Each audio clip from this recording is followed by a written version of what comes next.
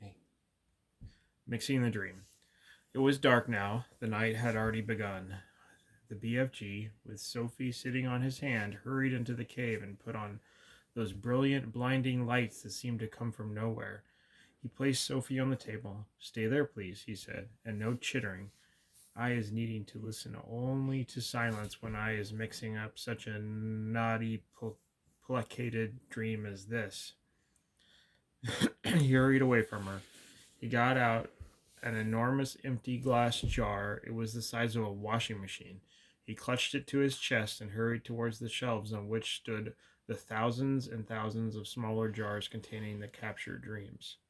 Dreams about giants, he muttered to himself as he searched the labels. The giants is guzzling human beings. No, not that one, nor that one. Here's one, and here's another.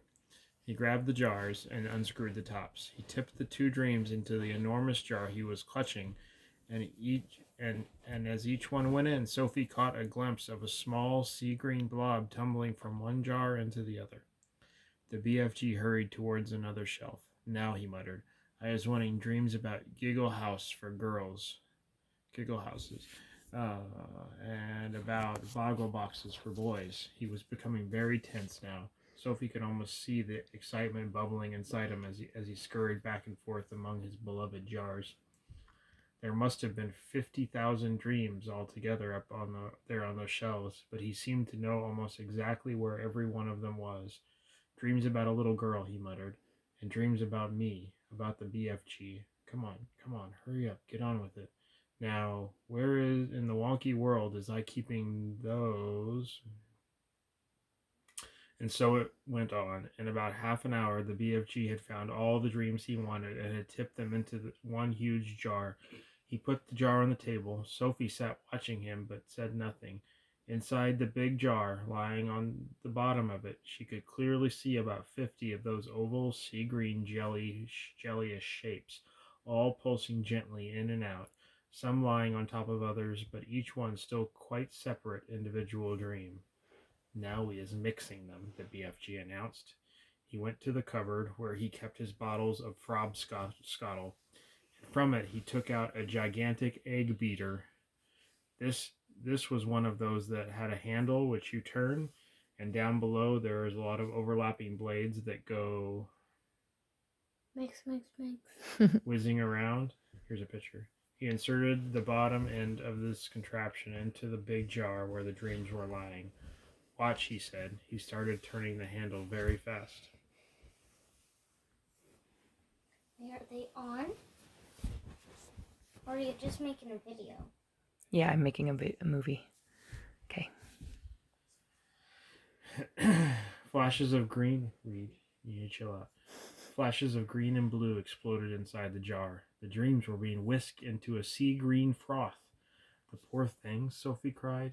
They is not feeling it, the BFG said as he turned the handle. Dreams is not like human beings or other animals. They has no brains. They is made of zosimus. After about a minute, the BFG stopped whisking. The whole bottle was now full to the brim with large bubbles.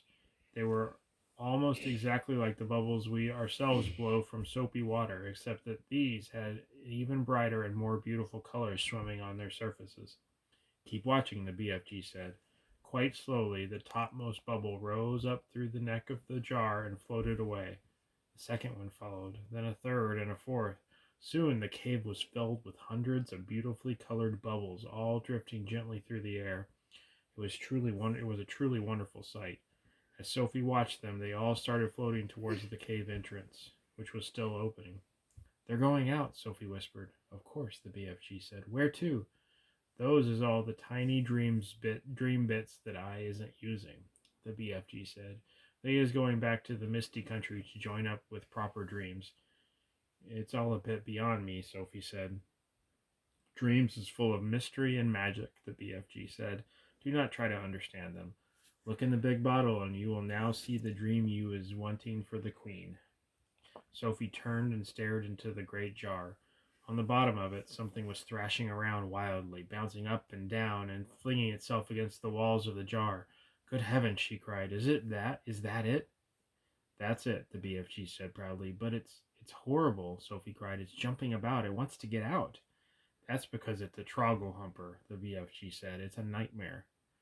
Oh, but I don't want you to give the queen a nightmare, Sophie said. If she is dreaming about giants, so Sophie cried, if she is dreaming about giants guzzling up little boys and girls, then what is you expecting it to be except a nightmare? The BFG said. Oh no, Sophie cried. Oh yes, the BFG said. The dream where you is seeing little children being eaten is about the most frightsome troggle humping dream you can get. It's a Kixie bog thumper. It's a wopsy grob scritcher. It's all of them riddled into one. It is as bad a dream as I blew into the flesh lump eater this afternoon. It is worse. Sophie stared down at the fearful nightmare dream that was still thrashing away in the huge glass jar. It was much larger than the others. It was about the size and shape of, shall we say, a turkey egg. It was, here's a picture. It was jellyish. It had tinges of bright scarlet deep inside it. There was something terrible about the way it was throwing itself against the sides of the jar.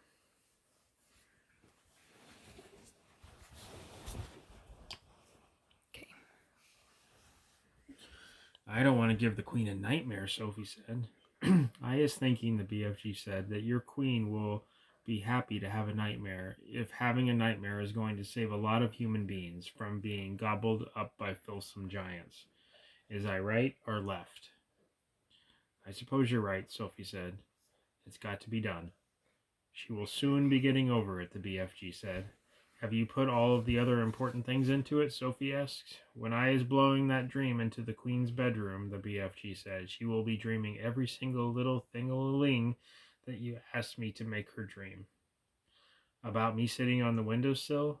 That part is very strong. And about a big friendly giant? I is putting in a nice long gobbet about him, the BFG said. As he spoke, he picked up one of the smaller jars and very quickly tipped the struggling, thrashing Trogglehumper out of the jar into the small one. You left your bowl on the floor. He did. You want to pause it? That's all right. I mean, it's done now. He then screwed. I'll be right back. It's dead. Yeah. Okay. Why bother?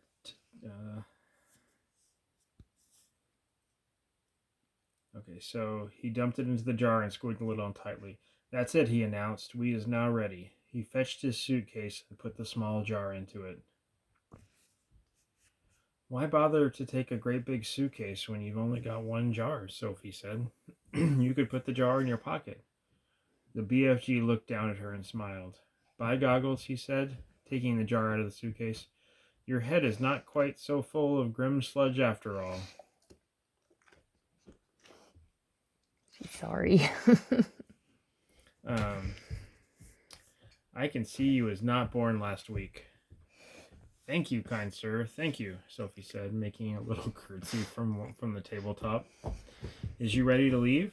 The BFG asked. I'm ready, cried Sophie.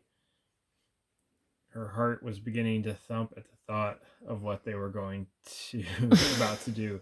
It really was a wild and crazy thing. Perhaps they would both be thrown into prison. The BFG was putting on his great big black cloak.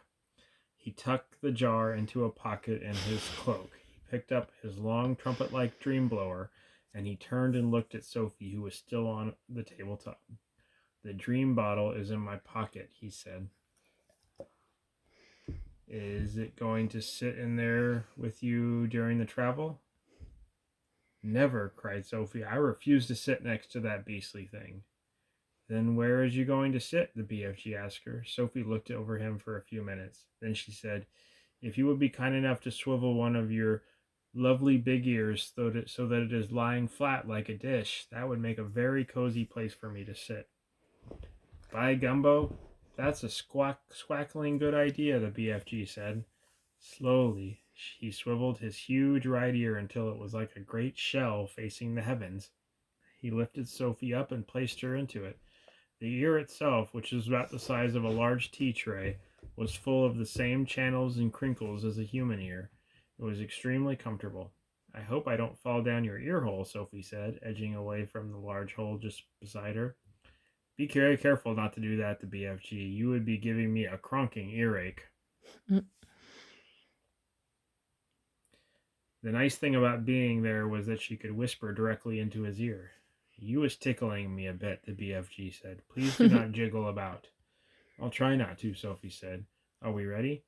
Owie, yelled the BFG. Don't do that. I didn't do anything, Sophie said. You was talking too loud. You was forgetting that I is hearing every little thing 50 times louder than usual, and you is shouting away right away in my ear. Oh gosh, Sophie murmured. I forgot that. Your voice is sounding like thunder and trumpets. I'm so sorry, Sophie whispered. Is that better? No, cried the BFG. It sounds as though you is shooting off a blunderbuss. Then how can I talk to you? Sophie whispered. Don't, cried the poor BFG. Please don't. Each word is like you dropping buzz bombs in my ear hole. Sophie tried speaking right under her breath. Is this better? She said. She spoke so softly she couldn't even hear her own voice. That's better, the BFG said. Now I is hearing you very nicely. What is you trying to say to me just now? I was saying, are we getting ready? We is off, cried the BFG, heading for the cave entrance. We is off to meet Her Majesty the Queen. Outside the cave, he rolled the large round stone back in place and set off at a tremendous gallop. Hey, Mom. Mm-hmm. I would not sit in his ear. Why? Because I might fall down his ear hole. Yep. That would be a little bit scary, wouldn't it? Yeah.